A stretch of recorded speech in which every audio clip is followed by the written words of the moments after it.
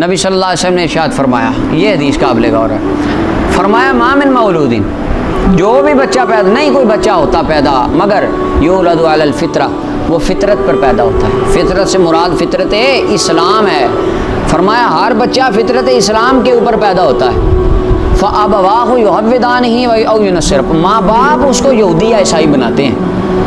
ماں باپ یہاں سے یہودی اور عیسائی بنانے سے مراد پہلی یہودیت اور عیسائیت نہیں ہے کہ جو موسیٰ علیہ السلام کے دور کی یہودیت تھی یا عیسیٰ علیہ السلام کے دور کی عیسائیت تھی، وہ تو برحق تھی، ہے کہ نہیں؟ وہ تو جو اس دور میں انہوں نے انبیاء کو مانا وہ تو جنتی ہیں لوگ۔ یہاں سے مراد ہے اب کی یہودیت اور عیسائیت جس کے اندر تحریف ہو چکی، جنہوں نے اللہ کے احکامات کو بدل دیا، یہ وہ مراد ہے جس کو رسول اللہ صلی اللہ علیہ وسلم کہہ رہے ہیں۔ آپ ارشاد فرما رہے ہیں کہ یہ مجوسی بناتے ہیں، یا فرمایا جیسا کہ جو پایا بچہ جنتا ہے، بہیمت جمعہ، درست بچہ، کیا تم محسوس کرتے ہو اس کے اندر کوئی کان کٹا؟ جدعا کہتے ہیں جس کا کان چیرا ہوا ہو۔ فرمایا کوئی ماں ایسی ہے جانوروں میں جو بچہ جنے اور اس کے کان کٹے ہوں؟ بلکہ بچہ جب جانور کا بھی پیدا ہوتا ہے تو بالکل صحیح ہوتا ہے۔ اور فرمایا کان کون کاٹتے تھے؟ کافر، وہ کان کاٹتے ہوئے پڑھا نا قرآن پاک میں، من بحیرۃ ولا صائبۃ ولا وسیلۃ ولا ہام۔ فرمایا اللہ نے پیدا نہیں کیے، یہ انہوں نے بنائے ہیں بعد میں۔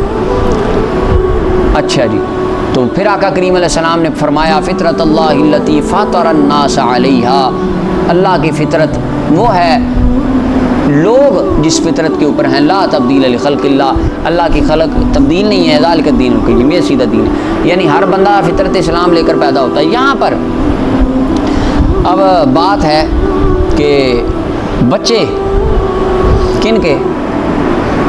یہودیوں عیسائیوں کے بچے، کافروں کے بچے، یہ جنت میں جائیں گے یا بعض علماء فرماتے ہیں دوزخ میں جائیں گے۔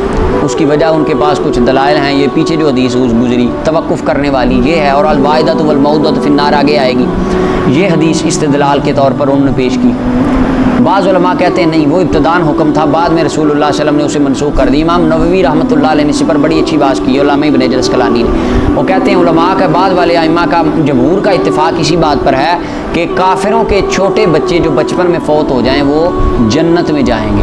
اس کے اوپر ایک دلیل ابراہیم علیہ السلام کی بھی پیدا کرتے ہیں۔ رسول اللہ صلی اللہ علیہ وسلم فرمایا میں نے ابراہیم السلام کو دیکھا، پاس بچے بیٹھے تھے چھوٹے چھوٹے، وہ کافروں کے بچے تھے جنت میں، یہ بھی ایک دلیل ہے۔ اور ایک یہ بھی دلیل ہے کہ ہر بچہ کس پہ پیدا ہوتا ہے؟ اسلام پر۔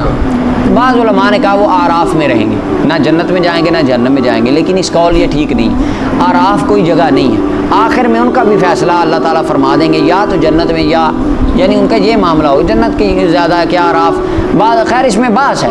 جن علماء نے یہ کہا ہے نا کہ یہودیوں عیسائیوں چھوٹے بچے یہ اعراف میں رہیں گے، آراف میں، تو یہ قول درست نہیں کیونکہ اس کے اوپر کوئی دلیل نہیں ہے۔ لہٰذا جمہور علماء کا قول یہی ہے کہ چھوٹا بچہ جو بھی مر جائے وہ جنت میں جائے۔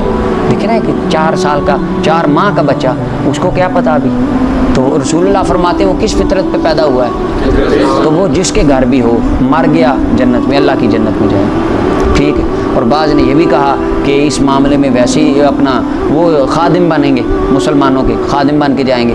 بعض نے کہا کہ نہیں، اس معاملے میں ویسے توقف اختیار کرنا چاہیے، دلائل بہت مختلف ہیں، ہر بندے کی اپنے رائے ہے، ہر طرف دلیلیں ہیں، لہذا یہ معاملہ اللہ کے سپرد کرنا چاہیے۔ آگے حدیث آئے گی، رسول اللہ صلی اللہ علیہ وسلم نے ارشاد فرمایا اللہ اعلم بما كانوا عاملین، اللہ زیادہ جانتا ہے کہ انہوں نے کیا عمل کرنا تھا، اور اللہ بہتر ان کے بارے میں فیصلہ فرمایا۔